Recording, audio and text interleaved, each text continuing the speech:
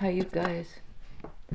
I was on a walk today, and I walk with a cane now, uh, just so that I feel extra safe. It's like having a third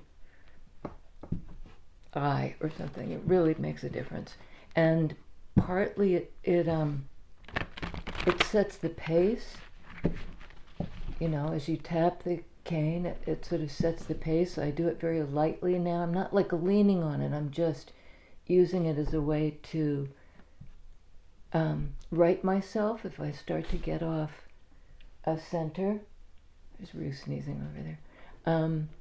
But I like it because between age and balance and the cane and all of that, I'm sort of put in low gear, and it becomes a walking meditation. It wasn't as if I wasn't paying attention when I went fast, but I was easily distracted. And now I'm kind of moment to moment, step to step, brought back into the present.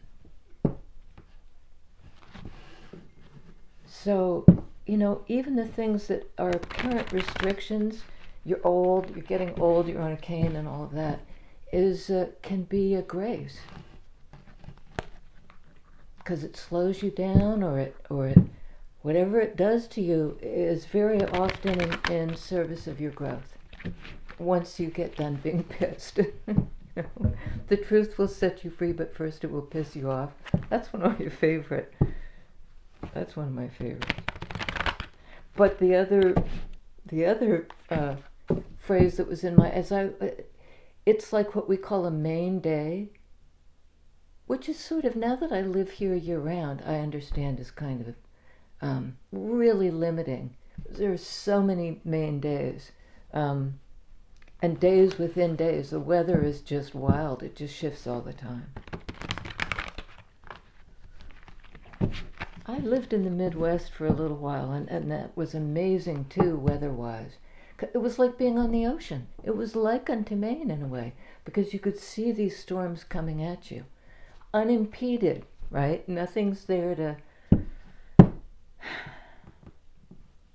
But you also, in Iowa, you could see so far, and it was so flat, you could see the curve of the earth. And suddenly I knew I was on a planet. I knew this was me. And the planet was me, and the horizon, and, it was just very trippy. So this morning, in the breeze, in the main day, blue sky, white puffy clouds, good breeze, and all the aspen, birch, quaking this and that, it's the ones with the leaves that go like that. And I just find those like a drug. I find that very trippy. And it, for me, I guess always, but, maybe in the last 40 years, been very conscious that's God. Something in the quake puts me in a place. And it's useful to find those openings, those apertures, those things in our daily lives, wherever it is we walk. It doesn't have to be in a pretty place necessarily. It's some sacred moment where God's coming through in the quaking of the aspen. And then the thing that rang in my head was life is saved by the singing of angels. Because to me that thing is like a vibrational, it's like the singing of angels. I mean, that's the quote that it brought up in me. And I can't remember who said that, but it might have been Mary Oliver. Despite all the vicissitudes of life, despite the crappy bits and the challenging bits and the sorrowful parts of the song,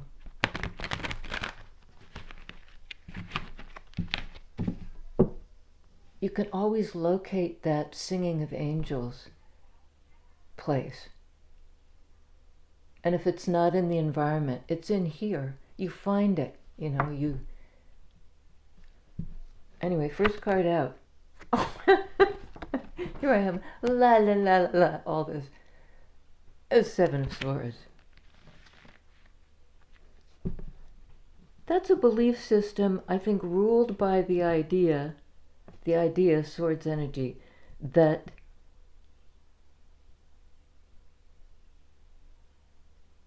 it's something about, like, guard your beliefs, or,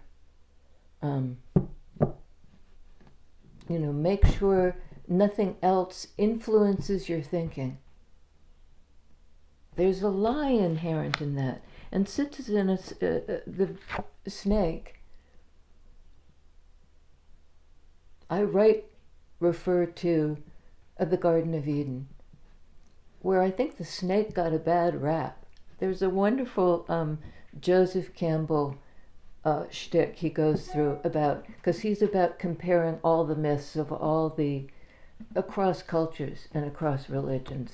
And these themes reappear. Maybe with the characters slightly shifted, but there it is again. That's the collective unconscious at work.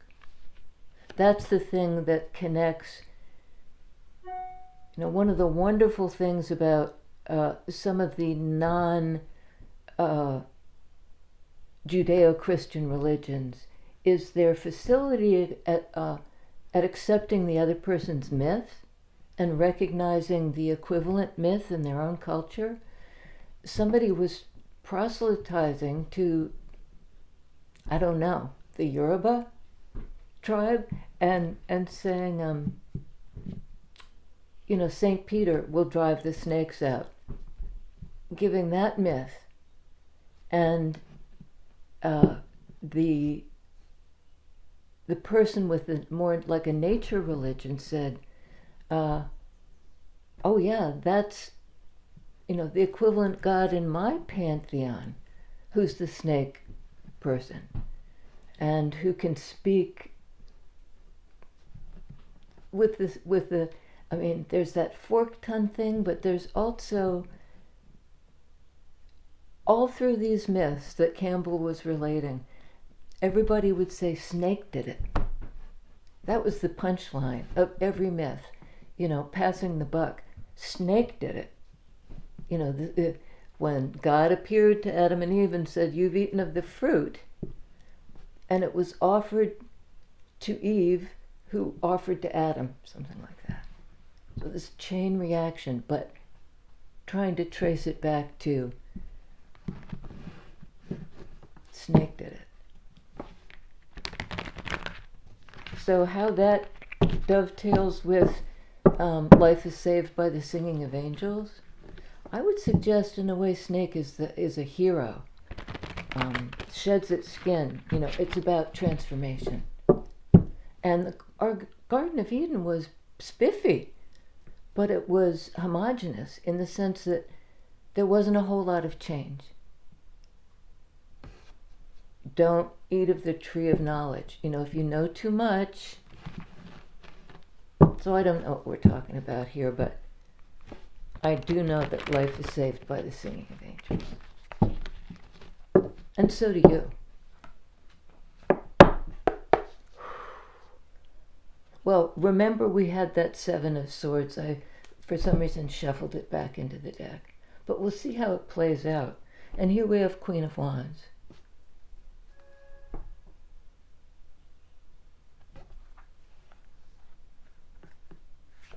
Who shines brightly. Followed by Ace of Pentacles, the seed. Here's the light. The inspiration, the creativity that knows how to bring it into 3D. There's some 3D expression of this. I love this reading. Empress. She's 3D in a sense. She's a Taurus, also Libra, but she's an Earth Mother energy.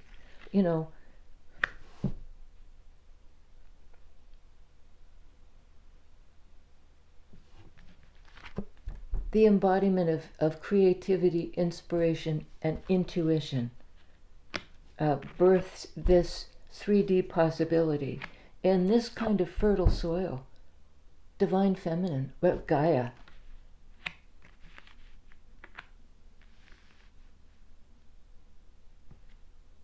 Life is saved by the singing of angels. Knight of Cups. And you notice there's a lute. The heart is the lute. The lute, you know.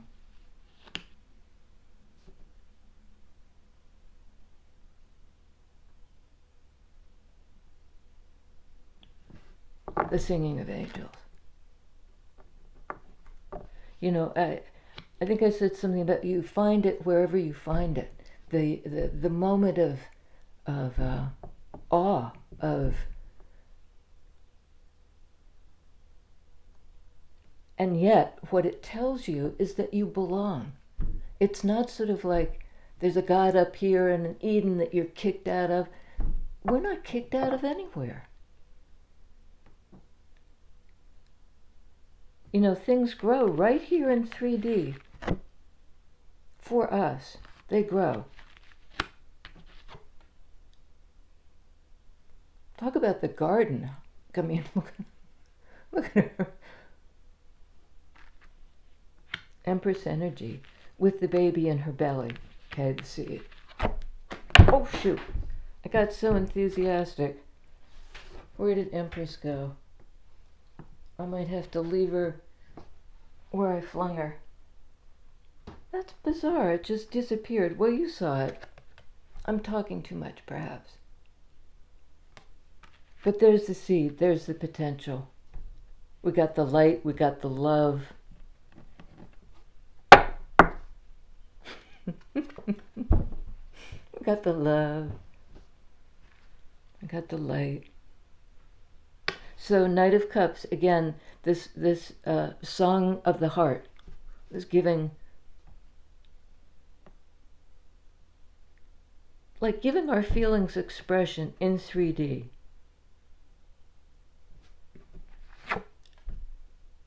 Mutually. It's about a 3D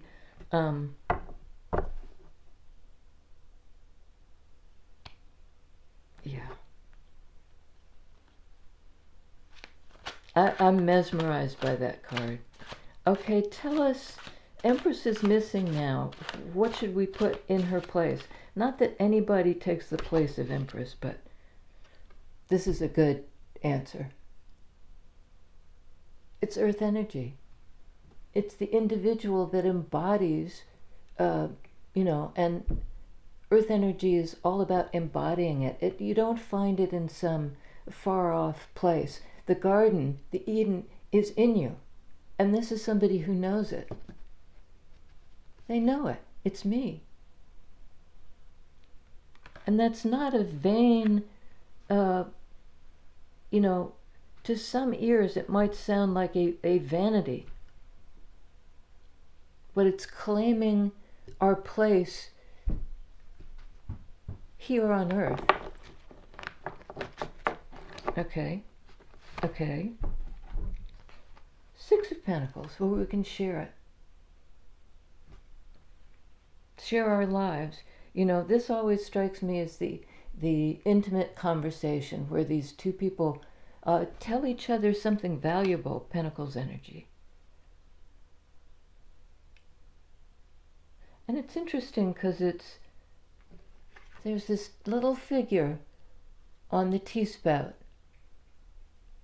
What's that kid song? I'm a little teapot, short and stout. And spilling the tea meaning also telling a truth, talking about something. And I can't help but see now that I look down. Okay. I'm really fumbly today. I don't know what that's about. These two. Both dark. It's almost like they're telling each other something about the time that has passed. Pentacles energy. Because they look like they've grown up. Pentacles energy.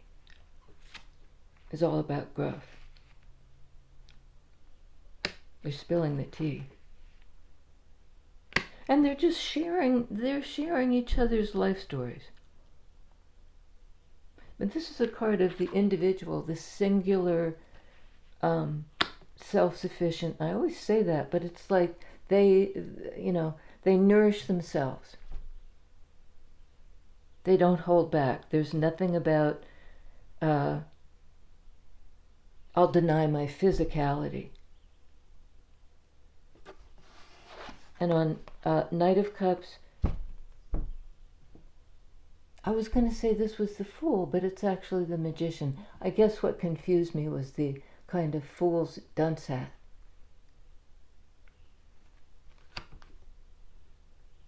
The wizard's hat. Somebody might, I don't know where this is coming from, but somebody might misunderstand your ability to manifest. But you're getting the hang of it. This person is there. See, it's not a dunce hat, it's a funnel. Going right into crown chakra, imparting some kind of otherworldly knowledge into 3D, where you can hold it in your hand. The magician's hat, the magician's wand, and out pops basically anything. In this case, it's a swan and what looks to be perhaps a luna moth, a big, something that is transformed inside the hat. Maybe been transformed by, they've manifested the ability to open their heart. Magician is a card of Gemini and Virgo. Gemini being a card of the twins. There it is in 3D. A minor arcana and also a Pentacles card, both of which speak to here and now, in this lifetime. I mean, that's what it is in this case. And if somebody was trying to call in love, to call in the twin,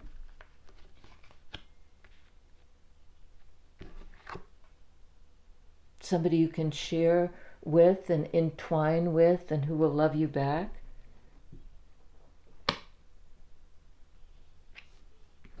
it actually may be happening now in 3D. It may start off with some conversation between these two where they spill the tea, they tell the truth. So what's the little person on the spout? It's like they're tipping it. It's like a third entity that's there at the table while they spill the tea. Okay. Interesting. 5 of Wands, 6 of Wands.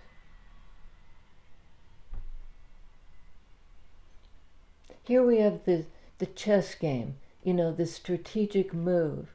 I do this, you do that, a kind of tit for tat, and strategizing. Basically, how do I capture your queen? It's a power game. And in Wands energy, here's the next card in the sequence, 6 of Wands, which is about, ordinarily in Rider-Waite, about victory, about pride, about being other people witnessing your success.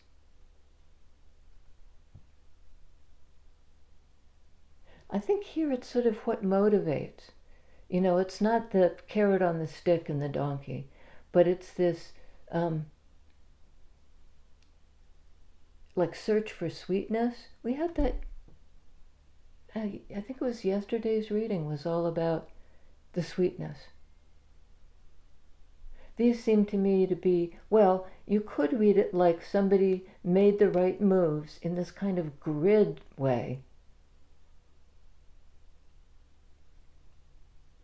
and it liberated them successfully. There's something about the vibration of the wings and what I was saying about the quaking aspen. It goes from this very staid grid thing into this more organic. So they're talking about a process.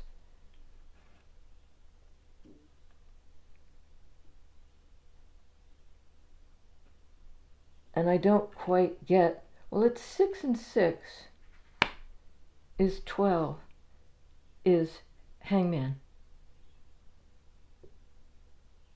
Successfully processing feelings, as hangman does, but there's a move toward something sweeter and where that's the goal.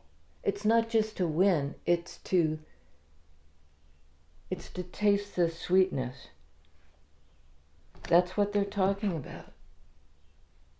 Somehow under the tutelage, the guidance of this, whatever it is in these two people that encourages them to tell each other the truth.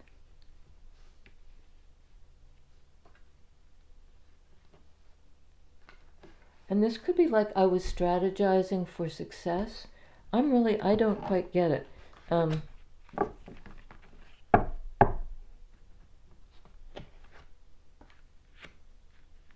Hangman, processing feelings. Well, they may have a lot to talk out. If you're in this kind of relationship, whether it's romantic or, with whoever you love this much, there's a kind of necessity for this. For that kind of trust. I can share with you. I trust you. I'm going to tell you my story.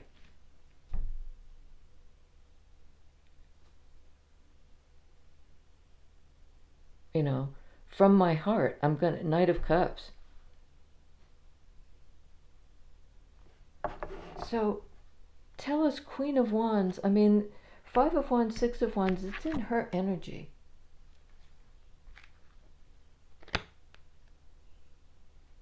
And somehow I think the move is towards source energy. Out of the sort of mind game place. Because it's gotten you here. There's a thing in any philosophy, that believes you can access the divine directly. There's an idea of, like, you use the tenets of whatever belief system it is to get there. It's like a ladder. But then once you've gotten there, you can kick the ladder over. You don't need that thing to access the sweetness. You just don't have to work that hard.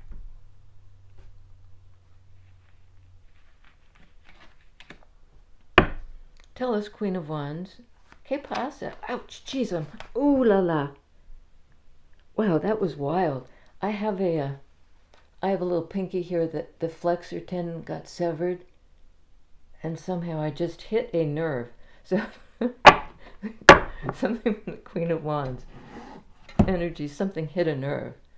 Oh, we got a lot here. Good grief. 2 of Wands. That's picking a way forward out of all the possibilities of where you could go on the planet. Queen of Wands is, would know intuitively about this choice. And it's something like choosing the globe, choosing that earth energy groundedness. she's a fire energy, but she's also, I mean, remember the Empress who disappeared?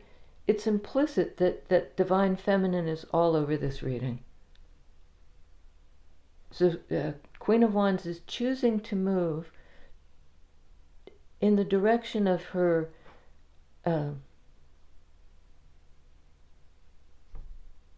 well, to let herself be seen, I think is what it is. No longer holding back. 8 of Wands, more Wands energy, that goes on 9 of Pentacles. I mean, it's flow. This is a little bit in the garden, which is great, but it's really wonderful to have the capacity to leave the garden. Because you never really leave it, particularly if you embody it. The garden is everywhere. On Magician, Page of Cups.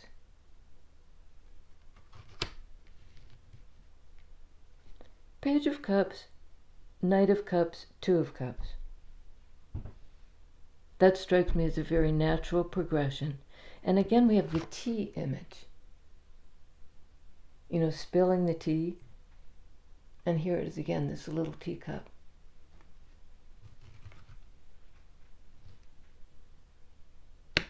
I think somebody is, in fact, calling in their other half.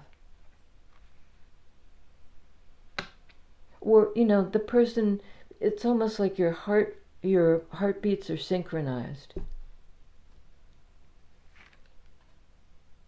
And you find great comfort in talking about it, in sharing that information.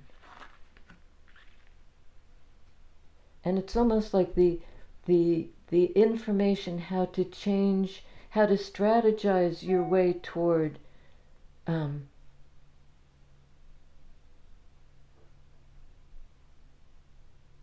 to access with this long beak the sweetness of the flower. I'm going little. But there it is again, the flower. Ace of Wands on 8 of Wands.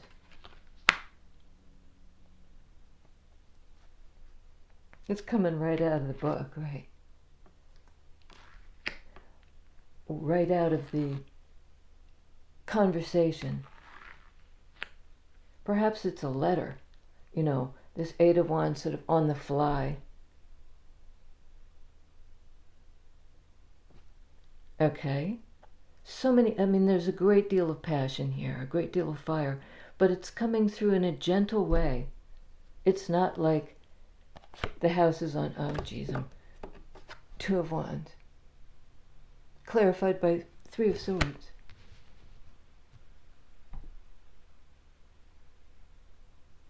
Well, I'm reading 3 of Swords very differently now.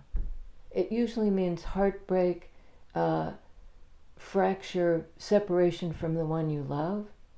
But I'm really seeing it now as Cupid's arrows. Because what are they hitting? This rose. It's like homing in on the sweetness. There's something really bittersweet in this relationship. But I think Queen of Wands wouldn't hesitate to move toward the heart center,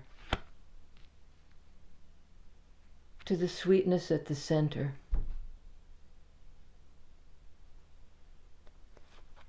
On Ace of Pentacles, 6 of Cups. Soulmate energy, in that it's this echoed through time. And it might just be during your lifetime, this person has played a significant role where they reappear at crucial moments so that you can sit down and talk about what's happened in the interval when you were apart. When you were apart.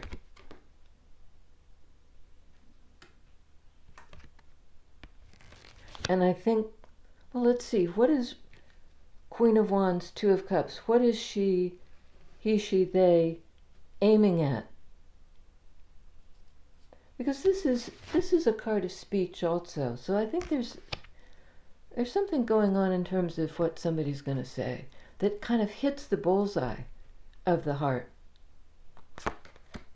On Two of Cups, Hierophant.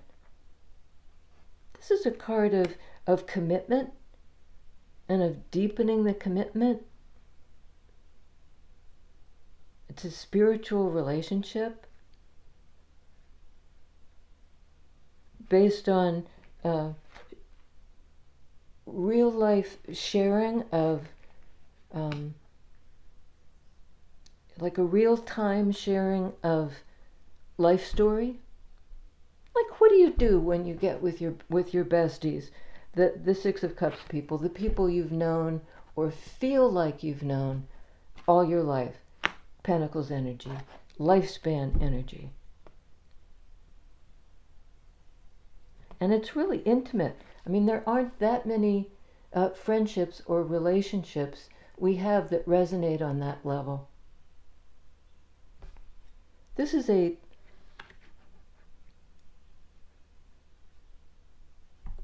it's part of the mystery, for sure. There's the moon in the background, and it's a big, you're learning a big karmic lesson about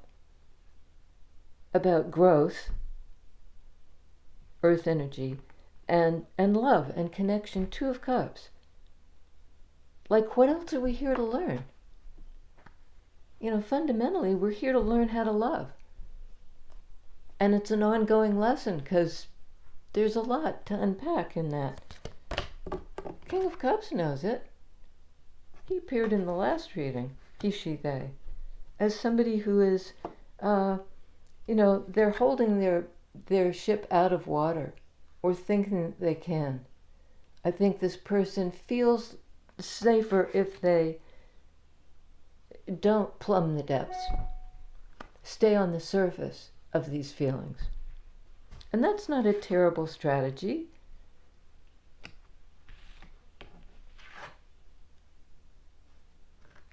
But it isn't conducive really to this kind of truth-telling.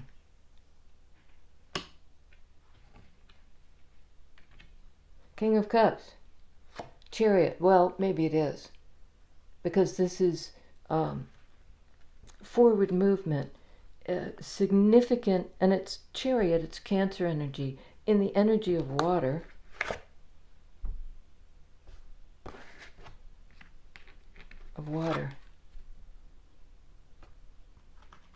It's an alignment of these two people, both of them kind of understanding the importance of recognizing that this is a very deep relationship.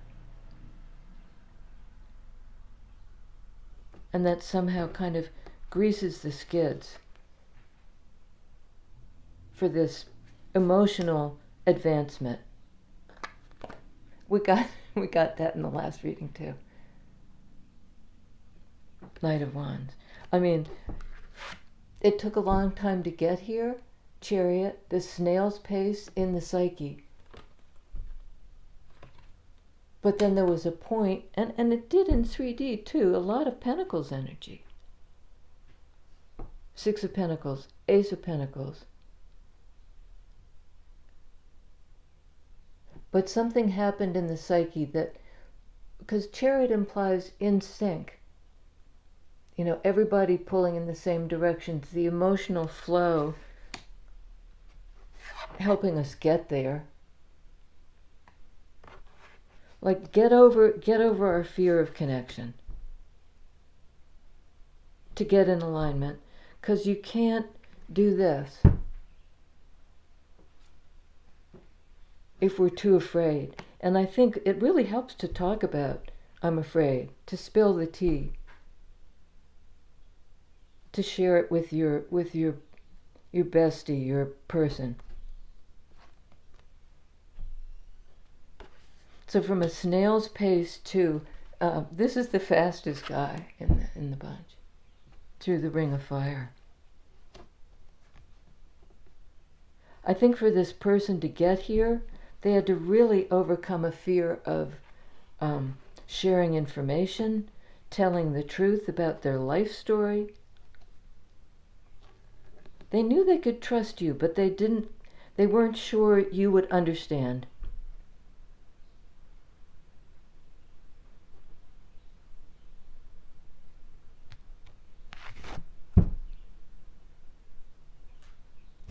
Maybe even could you speak the language of a pain? Because I say all this hitting the bullseye business, but this person is weeping blood here. Little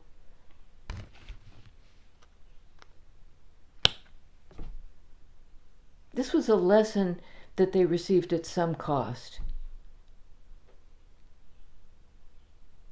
But it helped them get started on a new footing. I think this is you, the Queen of Wands.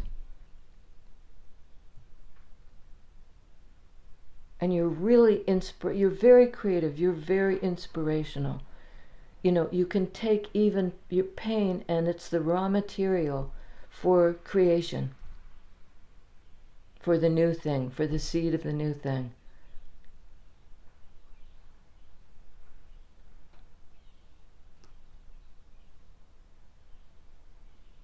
Is that it? Okay, that's it. We have on the board, just to mention it, Virgo, Gemini, Taurus. We saw the Empress at the beginning and then she disappeared, but Empress never disappears. Like, poing, she goes back. She's all the divine feminines. All about growth. Trustworthiness. You could spill the beans to this person, spill the tea. Okay, so we have Cancer, Taurus, twice over for that Empress who disappeared, Virgo, Gemini, the ability to manifest, the heart's desire, and this higher commitment. But you got to be able to tell each other the truth. That's how you'll find success. You'll be able to zoom in on the sweetness at the center.